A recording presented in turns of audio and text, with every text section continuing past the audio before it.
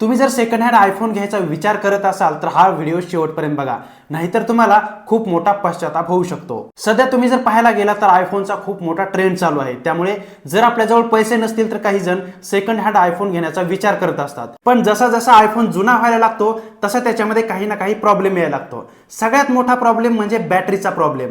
IPhone मध्ये कधी battery जास्त टिकत नाही। नवीन जर फोन असेल 1-2 वर्षाचा असेल तर ठीक आहे, पण 2 वर्षापेक्षा जर जास्त जुना मोबाईल असेल तर त्याची बॅटरी हेल्थ खूप कमी झालेली असते।